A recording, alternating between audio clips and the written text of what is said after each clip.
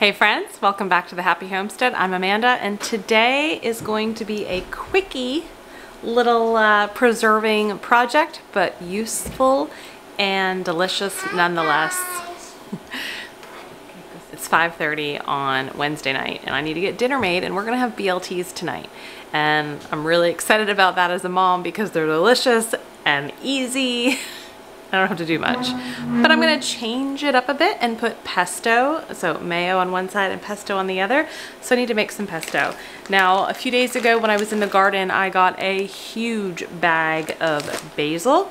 It's all been washed, it's all been de-stemmed, and so this is what I'm gonna use today. Now, traditional pesto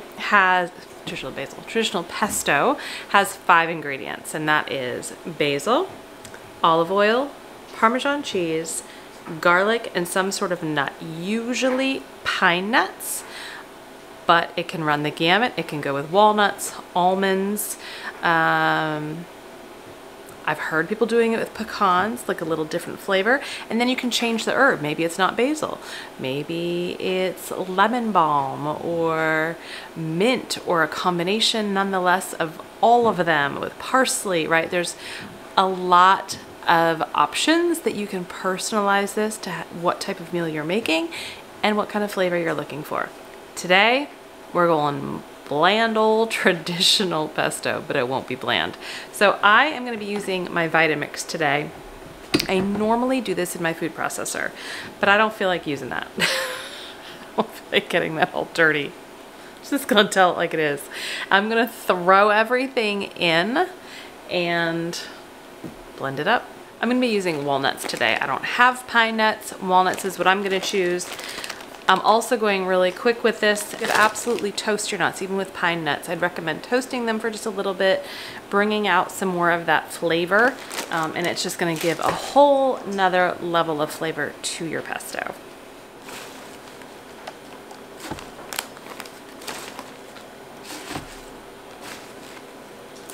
The other thing I want to note is that I am not using any specific measurements. I'm just kind of throwing some things in.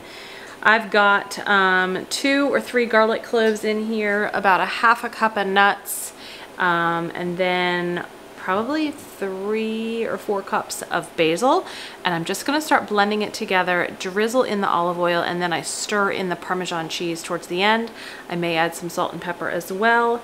But I'm looking for a really viscous kind of consistency. I don't want my pesto really, really thick, but I also don't want it too runny. So think about that with how you're gonna use it, right? Is it a pizza base? Is it gonna go on pasta? Somewhere in the middle between the thickness and the runny is what I'm looking for, because it has more uses in that way. I'm gonna be putting everything in half-pint jars and freezing it. I don't know of a safe, approved method for canning pesto. Surely there are some rebels out there that do it. I'm not one of them, so I'm going to be freezing everything.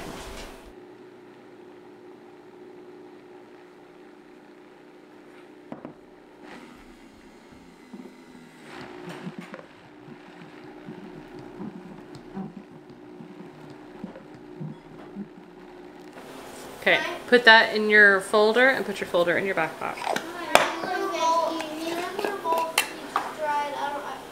You can get some. Harper will share with you. So I just added some freshly cracked pepper, a little Redmond real salt, and I'm actually adding a little crushed red pepper too. I'm gonna mix it up a little bit more.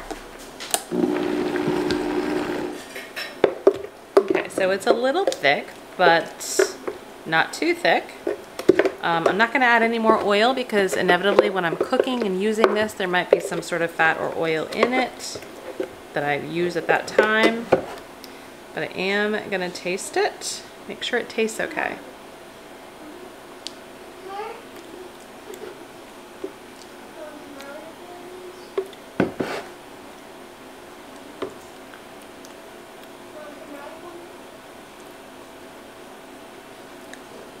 Pretty good.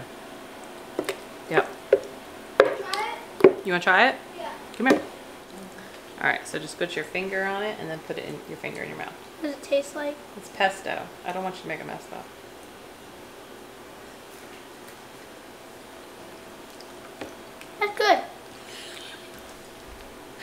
Thank goodness. My turn. You want to try it? It actually is good. Good. Well, thank goodness. This is for real. It's good. That's good, but I don't want it in my sandwich. Okay. I want it.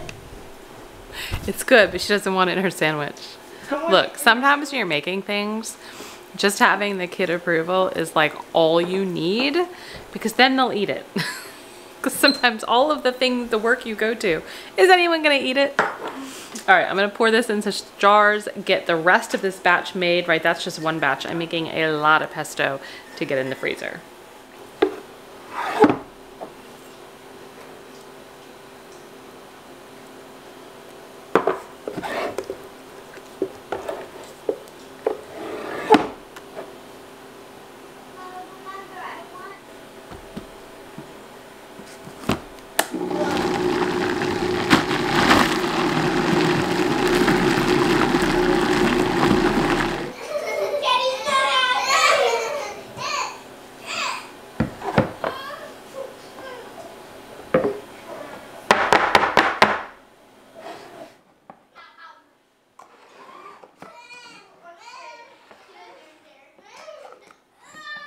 Okay, a few deep thoughts that I had while I was making the pesto. Number one, don't touch your eye after you pinch the hot red pepper, because I've done that. Number two, I have enough pesto to last through the apocalypse. I don't know why I have so much, but I made a lot. Number three, if any real Italian person has watched this, I'm sorry. I'm sorry. Because you would be appalled at my pesto making, and I know it. I didn't even show you me putting the Parmesan cheese in. It's been a madhouse in here with the kids home. But yeah, I know, you'd be appalled. I get it. Don't follow anything that I'm doing to make pesto. Go find someone more reputable. But it will still be good. Okay, next thought. What was this? Number three? I don't know. Another deep thought.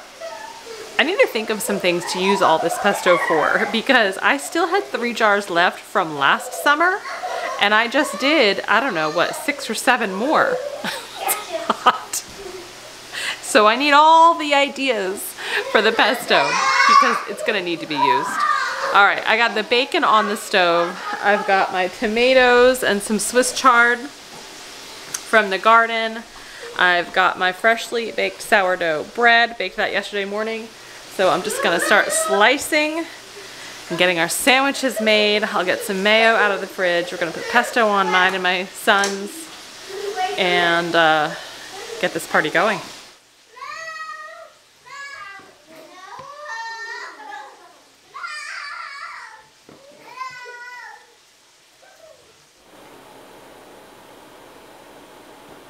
I'm so excited to eat this. I'm gonna take a bite before my kids come down.